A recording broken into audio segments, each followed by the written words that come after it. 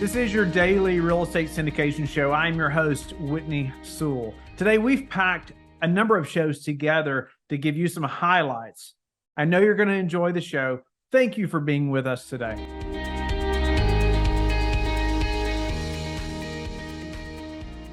Listeners need to know a little more about who Emily is. How did you get to where you're at now in real estate in this business, and specifically even how you develop some of these skill sets around raising money as well? Thank you, Whitney. It's an honor to be here today. And I was really inspired when I watched my dad celebrate his 30-year work anniversary.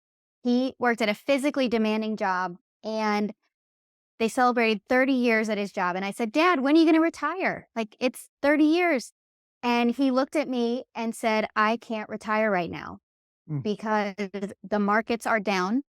And he had been taught his whole life to invest in stocks and mutual funds and that would provide for his retirement.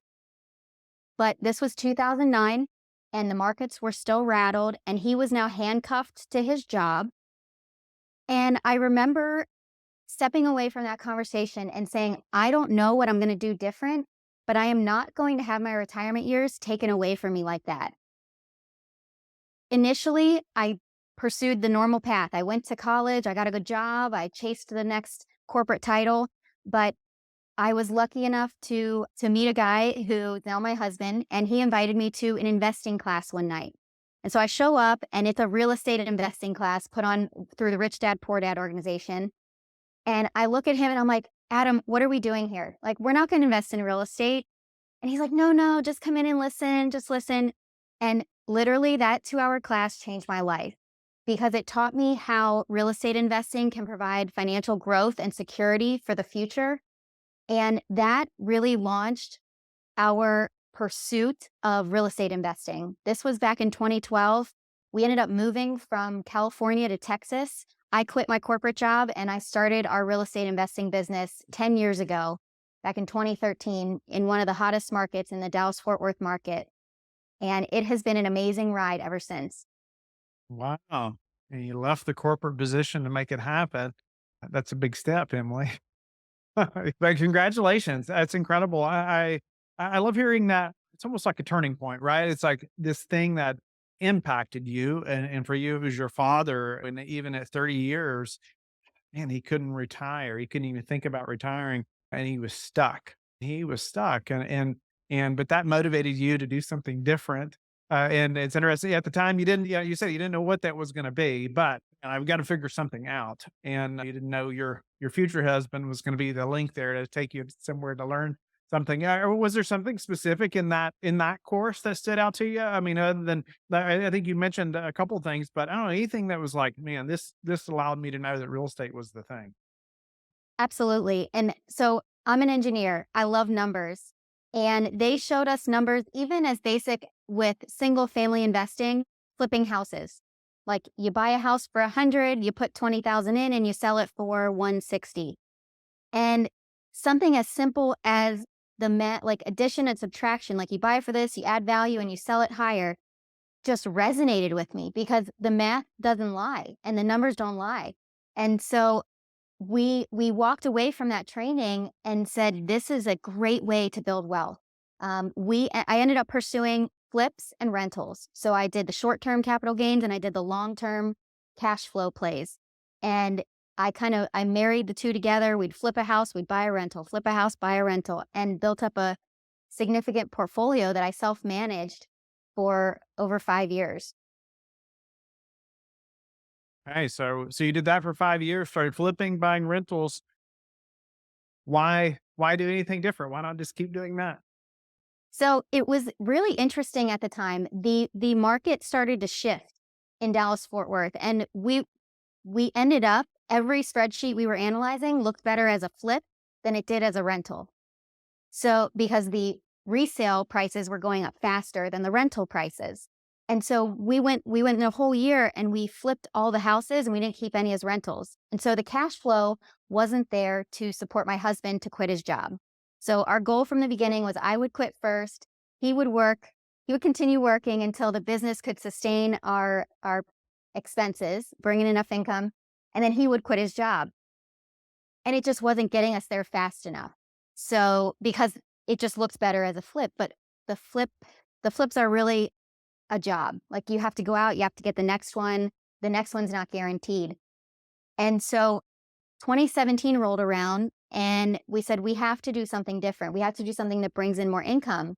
And we went to a multifamily training. This was another 2-day training event. And again, the math didn't lie. The multifamily brings in more income on a per per effort basis than single family does. So we made the switch to multifamily. We ended up selling our single family portfolio little by little as the tenants moved out and transitioned our funds and our time into multifamily. And within 1 year, my husband was able to quit his job and join me full time. Nice. I love that story, even for the listeners too, who are determining their path forward. As I think all of us were approached about or thought about starting with flipping or rentals as well, and take a path like you did into growth, and then you realize, man, maybe multifamily is something I should look into. So, and we won't spend a lot of time here because I want to get to your superpower really. But what gave you the confidence then to go syndicate a large deal? We joined an education program, and this was an investment. It was tens of thousands of dollars to invest in our education because we were going to be managing other people's money. And at this point, all of the single family investments had been our own money. Like if we won, it was our money. If we lost, it was just us. And multifamily has the responsibility of managing other people's money with the syndication. So we pursued education that gave us the confidence to learn the underwriting and things like that. But really, the biggest thing was we partnered with the right person and we found a partner that was experienced and could raise equity and be that resume for our partnership group. Whereas my husband and I, we were the ones who wanted to do the asset management. We wanted to manage the asset. One reason, because we needed income, we needed the asset management fee to pay for our life because my husband was quitting his job. And we had the confidence from our corporate background. We worked for GE, General Electric, and they had taught us very well about leadership and managing people. And we knew we could relay those skills to the multifamily syndication business. So we were very intentional that we wanted to be the asset managers and we wanted to partner with somebody who could raise the capital and be that resume for our group to help us win a deal. Nice. Well, and it sounds like too, even with your experience flipping and rentals, that gave you some just rental experience dealing with the day to day grind of flipping and rentals. That's not easy either. You all are focused on asset management though. It's time. When did it switch to what you're doing now? So it actually switched when we formed our second partnership. Our first partnership was really great. My husband and I, we did all the asset management. We had a lot of lessons learned during that time because we were doing the same roles at first. And then we finally broke off into distinct swim lanes, which was a much smarter idea. And, but we could only buy one syndication a year. That was our limit for our time frame, like the effort that we could put in. And we knew we wanted to scale faster. So we ended up getting into a different partnership where we could leverage the asset management responsibilities. So our next partnership was two married couples, us and one other couple, and two of us focused on acquisitions and two of us focused on operations. And what that really did was allow me to step away from the asset management day to day role because my husband and the wife of the other couple, they did all the asset management work.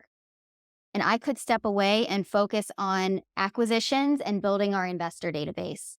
And so this was 4 years ago that we made the switch to the different partnerships and in a different structure. But it was because we leveraged out some of the asset management that allowed me to step aside and focus on what now is my specialty. Nice. Well, let's talk about just that.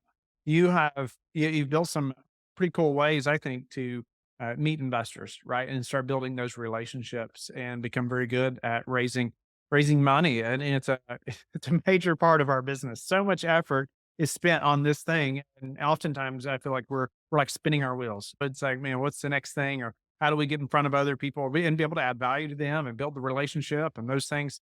Let's talk about how you've done that. How you're finding new investors and you have a couple of different avenues or a few different ways that I would say are unique that at least one or two that I've probably not heard people like really actively pursuing, right? And doing it well. So let's jump into some ways that you're doing this. So the first way is one, I still hold my real estate license back from when I was doing flips and rentals. And so I'm with Keller Williams, which is a very large organization. In DFW alone, we probably have 14 different offices. And I have started teaching classes to real estate agents regarding wealth building and passive investing. And that has really grown over the years because the wealth building conversation has become something that everybody wants to talk about. I would say 5 years ago, it was less sexy. And now it's like, it's cool to talk about It's money and in. it's cool to talk about wealth building because it's Yeah. on the forefront of everybody's minds. So it started as just a conversation of actually saying, like, hey, I want to teach a class. And I think people would be surprised at their place of employment with their organizations. If you raise your hand and say, I want to teach a class, there are very few people that will turn you down because I think, especially with Keller Williams, they're always looking for something different besides the typical contracts classes and the normal day to day, month to month classes. And so that wealth building and passive investing conversation is is different. And they love to incorporate it because it sets them apart too. So it started with just my office and it has spread out to multiple offices across the DFW area and now nationally, flying to Tennessee to teach classes, flying to Florida to teach classes at those Keller Williams offices, and just branching out. But it all started with just asking the question, like, hey, can I teach a class on passive investing? Love that. I think that would be it's outside of so many people's comfort zones, right? To stand up in front of the room and to teach a class on wealth building, right? They're probably going to first thing they're probably going to say was, "Well, I haven't built wealth. Who's going to listen to me?" Right? Or maybe I Mhm. don't feel like I'm wealthy. What do you say to that? So initially, I actually started with my passive investments. And a lot of people get started with multifamily in as a passive investor. And literally, that was what I showed. I think the slide that made the biggest difference was when I showed my passive investments and the deposits that I was getting into my bank account. I just showed a screenshot of my bank account statement and the deposits coming in. I said, I made a $50,000 deposit investment in this deal, and I'm getting X amount per month coming in. And that's what people want to see. They want to see the returns. They want to see the big, if you haven't had, if you have had a big sale, they want to see that big jump in gains. But initially, I would say focus even on your passive investment performance. And the other thing that I've been able to do is I start with very simple wealth building concepts. Like instead of having your money make 0% in a no interest checking, it should be making 4 to 5% right now in a high yield checking account. Those are topics that you could become familiar with very quickly and you kind of build up, you give them a little bit of information on basic investing, wealth building, and then you go into, but here's how you really create wealthy money and you really put your money to work for you with avenues like multifamily syndication. Love that. Tell me, what's the normal attendance, just so we can think about this room that you're presenting to. It's typically between 30 to 50 people. Okay. And creating this presentation, you talked about. I liked how you said start with simple tips, and it sounds like you're kind of building them up for a bigger right type of return, right, or potential, right, Mhm. that you're going to show them this passive route into multifamily, I assume, right? And so, how long is this presentation? I would give a few details for the listener to think about. Hey, if they're going to do something like this, how can any other success tips to make a have a successful presentation to a group like that? Absolutely. So I typically my classes are scheduled for an hour. I try to keep the content in 45 minutes or less to give at least 15 minutes for Q&A. Another strategy that I do are seminars, public seminars that I blast out on LinkedIn and Facebook. And these might be a Thursday night at 7 p.m.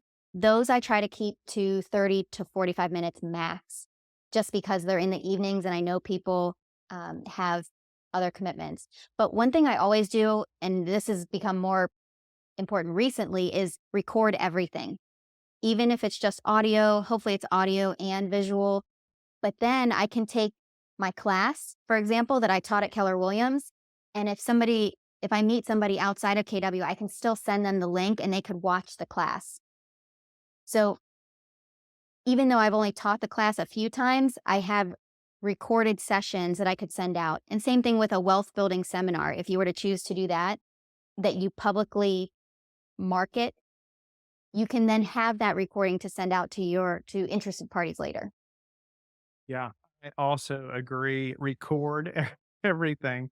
You're putting in that effort. Why not record it so you can reuse it, right? Like that. And that's even an added value, right? Somebody missed it. They reach out. Hey, Emily, sorry, I missed your presentation. You say, hey, I can send it to you, right? And you can Mhm. still make that connection and add the value to them. What would you say is the biggest value from the presentation that these potential investors are taking away? I mean, is it mostly just opening their eyes to this possibility of multifamily, or what would you say is the biggest takeaway? I think one thing that a lot of people don't know is that you can invest in multifamily syndications with your self-directed retirement accounts. And for those of us in the business, it seems like normal knowledge, but that was actually the how I got started with my first passive investment. When I left GE, I had a 401k that I rolled over to self-directed and I put it into two different deals. And the way I explained my experience was that it was less scary to invest retirement account money because I know that that money has been set aside for investing. That money is supposed to go to work for me and create great returns and make a difference in my retirement. And so the conversation, I think, with the self directed retirement funds is easier to have because it's already set aside. Now, real estate agents are an interesting group of people to teach to because they love real estate. They know they want to invest in real estate, but they typically don't have time to invest. So for them, if they invest in cash, there could be potential for tax advantages and putting in that part of the conversation is always good too. And I get this question often as well. Is being a licensed realtor something you would recommend in the syndication space? I know if I was flipping homes, I could definitely see a ton of benefits. But just wondered your take now that you're in the commercial real estate space and raising money. If I had started with multifamily syndication, I would say having my real estate license would not be critical because we get on the listing brokers lists, we get all the emails. It hasn't necessarily been beneficial to be licensed in the actual acquisition. Now in capital raising in the sense of I've become the investor in the office and I've created a some credibility around that and recognition, that has become really powerful. And I think if you were to use the real estate license as a way to access a group of potential investors, you could argue that it would be beneficial. Getting that license is a big path to gaining many rooms of potential clients as well, right? It is. It is. And I mean my costs are around 2,000 a year for the license. Yeah. So when I think about that, it's pretty low cost for such a big audience. Now that may not work if it's a completely virtual brokerage. KW is unique because we're still brick and mortar. We still have in-person classes every day kind of thing. Yeah. Okay. That's helpful. I get the question often. Usually, when I say I have a real estate business, people assume I'm a realtor, right? That happens all the time. But no, that's helpful because I get that question often. Whitney, should I become a licensed realtor? Is that going to help me? And I think you answered that. So you talked about teaching these classes on wealth building.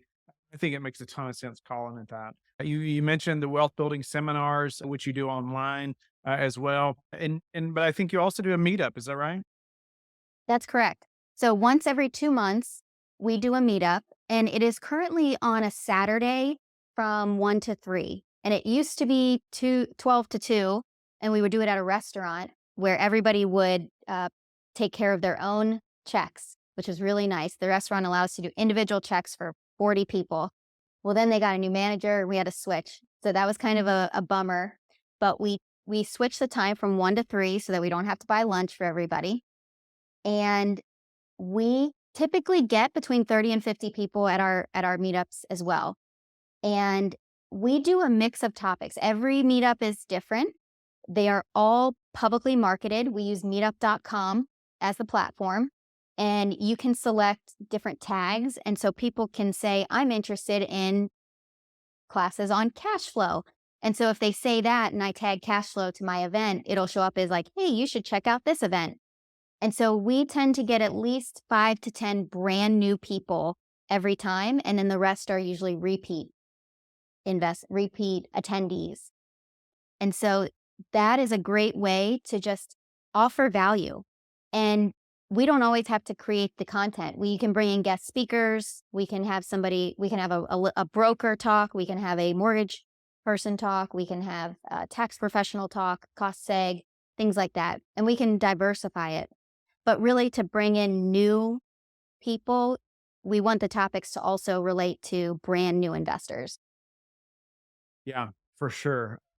Uh, Give us some of your top tips for the making a successful meetup. I know you talked about not having to always do the content yourself because I know so many, right? Again, like we were talking about, even doing the wealth building classes, it's way outside of our comfort zone, right? Even doing a podcast is way outside of many people's comfort zone. And say, hey, you can learn to interview people, right? It doesn't always have to be you providing the content. What are some of the tips that you found? Hey, I wish I had known this before we started the meetup.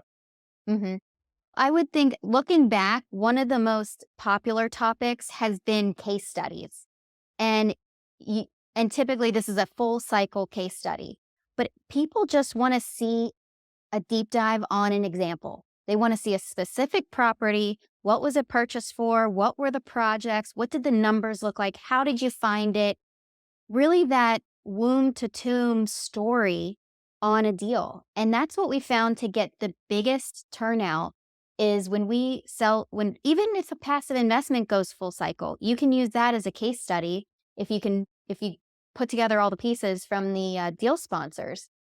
But honestly, I would think we should be doing more case studies because that's what people want to see. They want to see the big picture, the full story. What did you buy for? What did you sell it for? What were the gains? And what did you have to do to get to get the asset value higher? And how do you market the meetup? So we do blast on meetup.com.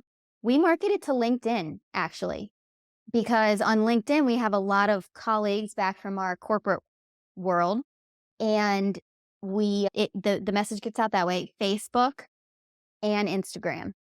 And Is that so our paid, like paid ads or no, unpaid, just our personal pages and business pages. nice, nice. That's awesome. What would you say has, if you could pick one of these methods to really focus on gaining new investor clients and leads, what would you pick? Honestly, I think teaching the Keller Williams classes are the best source. And one of the reasons is because like being part of a large multifamily education program, we meet a lot of passive investors through the program. But the problem is in that environment, I am one of 50 deal sponsors that they're meeting. Well, when I talk to a room of real estate agents, they know they want to invest in real estate, but they don't have the time.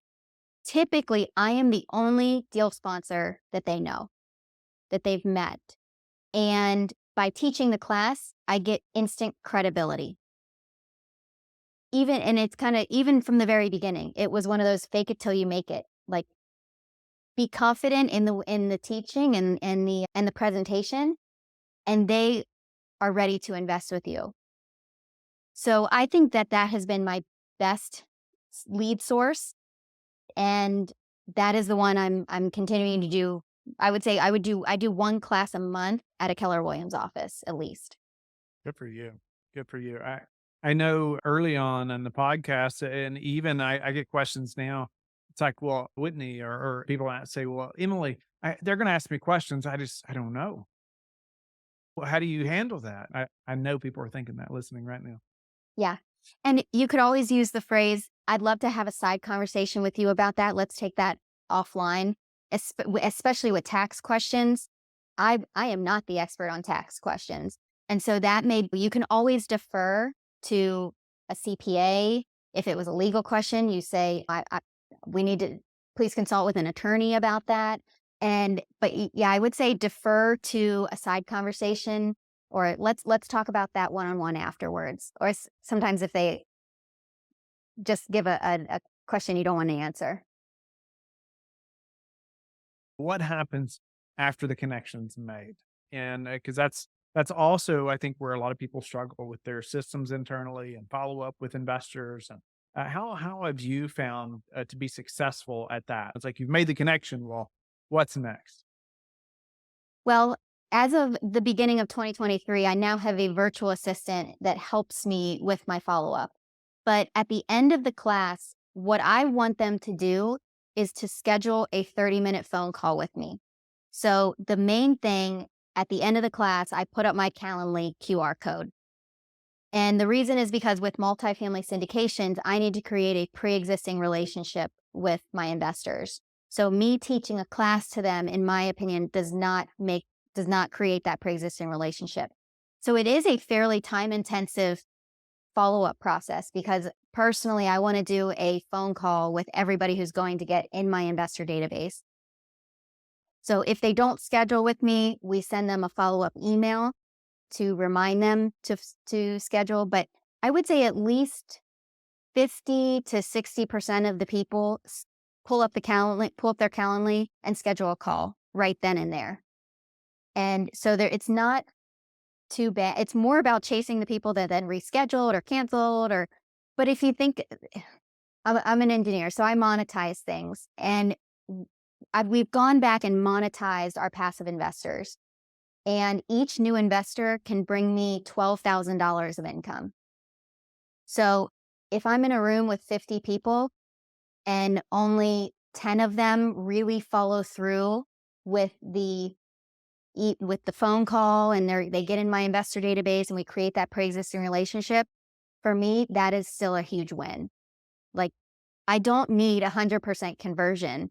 I could be very happy with 5 to 10 great investors that have 50, 75, 100,000 to invest, because honestly, there are people in the audience that when I say the minimum rate, can be 50, 75, or 100, their eyes get big. And you know that for them, like $5,000 is a lot of money. And that's not necessarily the person that I want to spend 30 minutes with on the phone.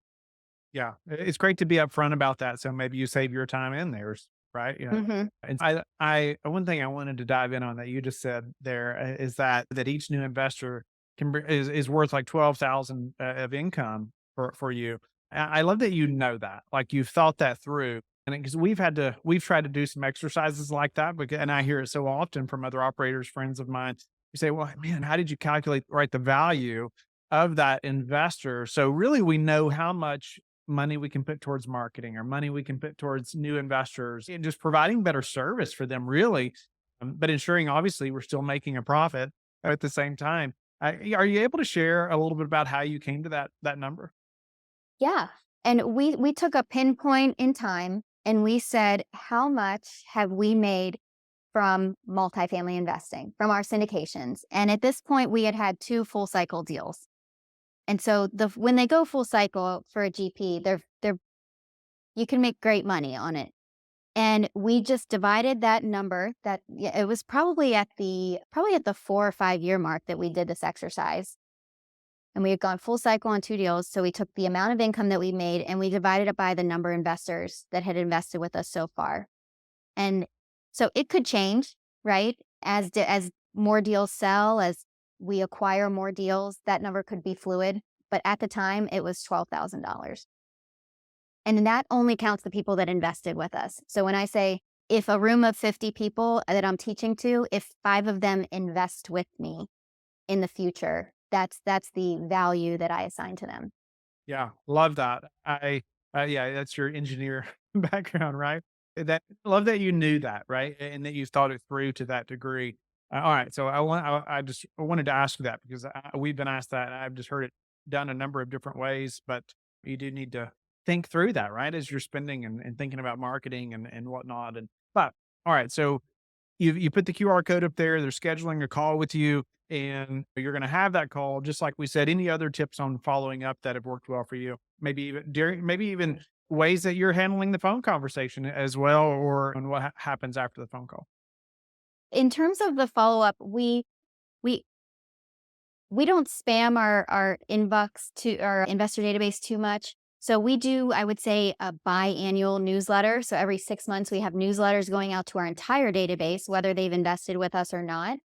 And regarding like the follow up and the structure for the call, one, I want to get to know them and what investing experience they've had and what questions they have. So I mean, they've heard me speak for an hour at this point. I want to get to know them more and understand what's important to them. And sometimes that direction will go in a lot of different ways. Sometimes it'll go in the, well, I heard you say you invested with self-directed retirement accounts. So I want to learn more about that. And then we'll spend the next 30 minutes talking about retirement accounts.